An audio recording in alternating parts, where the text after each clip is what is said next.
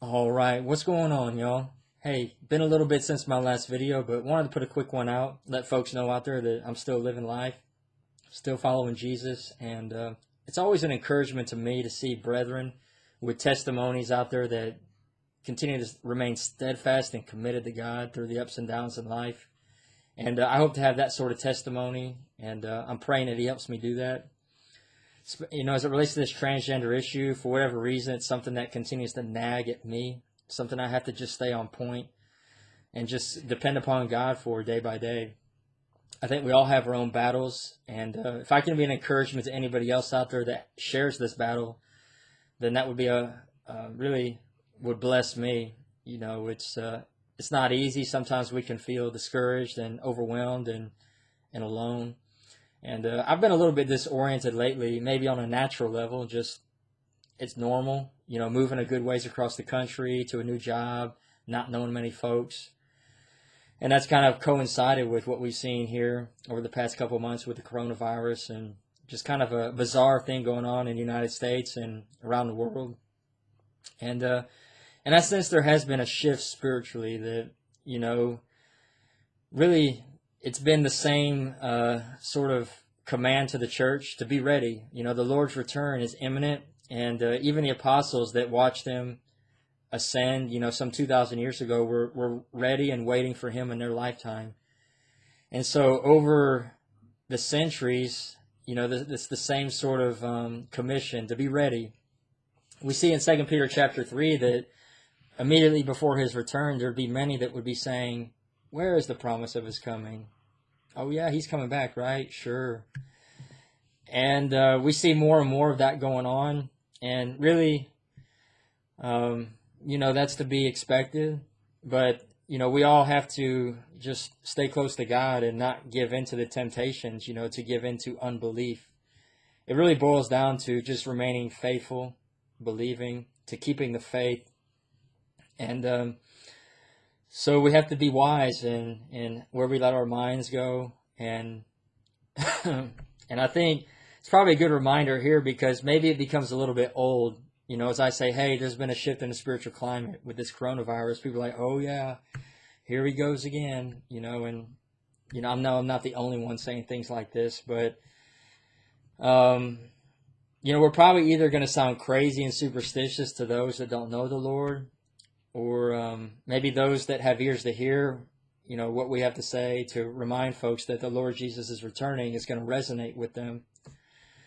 But it's just a good reminder to me to stay focused with this transgender issue. It really leads to spiritual dullness. It leads to a greater self-centeredness. It leads me to be less ready, to be less aware. I don't know if anyone's had an experience where they embrace the transgender identity and they become just more spiritually attuned with greater spiritual clarity and discernment, that I'd be interested in hearing about that. It's been my experience that it creates a greater sensuality, a greater desire to just live for the present moment, to just live for myself. And that's the opposite direction of where we need to be. If we're going to be watchmen on the wall, they're ready and waiting for the Lord's return, we need to be spiritually on point. I've been studying a little bit more of 20th century history, especially as it relates to communism, and what we see going on with a move towards a centralized government, a world government, globalism. Maybe it's worth just pointing out the way that this transgender issue plays into all of that. That as we participate in the transgender deception, we're really just serving to further erode the values, the things in our society that are put there by God to create order, to create a place where, as my wife says, that boundaries are there for good things to run wild. Boundaries are a good thing, but what these Marxists, socialists, and there's many different camps. There are those outright communists that know what they're doing and know the sort of brutality that these things are going to bring upon the world. And then there's the socialist, maybe where I was at one time, very liberal, kind of idealist sort of folks that don't understand where these ideas go. And they're just maybe what the communists would say are useful idiots. Let's say I'm supporting environmentalism or LGBT rights or fill in the blank with any sort of, feminism, all these different, Black Lives Matter. If I can, all these identity politics, this sort of identity, there's all these different things going on that are being used by those that know what they're doing to create chaos, to erode the things in our society that create a vacuum, really, for this new order to move in. And it's not a conspiracy anymore. I mean, I don't know if it ever really was. It's an agenda that's very clear as you study history. But unfortunately, who do you know? How do we know who we can trust? The news out there, such bad information. How do we know who to trust? And it can be a little bit perplexing, maybe a little discouraging. But this term of useful idiots, comes up in some of the literature that they know. I say they. There are communists that have an agenda to bring bit by bit, country by country, under communist control. Maybe briefly I could just share, from Marx and Lenin, Stalin, some of these, trying to remember some of these Soviet leaders, but Khrushchev. You see, over the years, they have a very methodical, very patient, very... what's really going on in the United States is to bring us down from within. But over in Asia, Southeast Asia, Africa, some of these countries like Laos, China, the Congo, I'm trying to remember some of these countries, Venezuela, Cuba. And if you looked on a world map, you could see all the communist outposts around the world. But they're very methodical, very patient. And the United States is, as they estimate, a bastion of the very values that stand in the way of communism. There's individual liberty, there's freedom, there's the sort of things that are the antithesis to communism, where the state becomes God, which ultimately that's what really stands in their way, is a people that fear God and put God before government. But yeah, with this transgender thing, if we're going to be able to be relevant, to actually have our eyes open and ears open to what God's doing, we can't become a part of this whole transgender confusion, because unfortunately, that's something that's being used to further degrade our society, to create confusion between the sexes, to break down family. So the government can step in. The government can take care of us. The government can reorder our lives.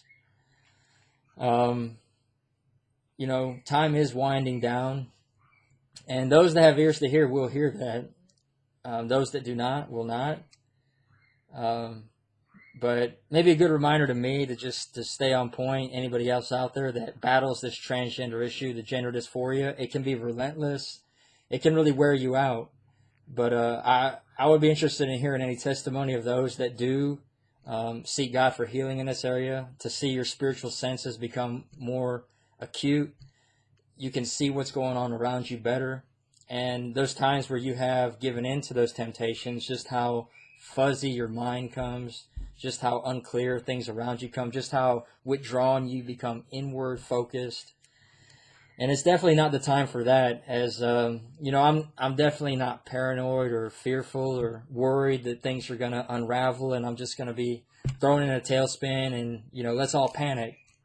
But the reality is that in my lifetime, I believe there is going to be some very difficult times. And if we're thrown off balance by this COVID-19, it's really sad to see, maybe some of the church's response, maybe being well-meaning by saying, oh, it's just such a terrible, such a challenging time, unprecedented.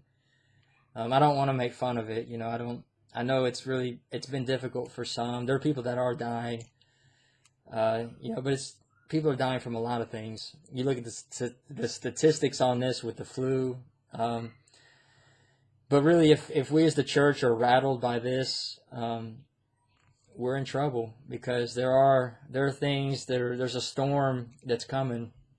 And I really encourage you to just stay close to Jesus. I'm going to do the same. It's not one of those things where any of us have arrived. I can't become complacent. My wife was sharing with me this analogy of a rocking chair that she heard one time, that we need to rest on the way back and be ready on the way. It's kind of this rocking, this tension, this balance, waiting for the Lord's return, a posture of moving forward, of expectancy, but also resting as we rock back.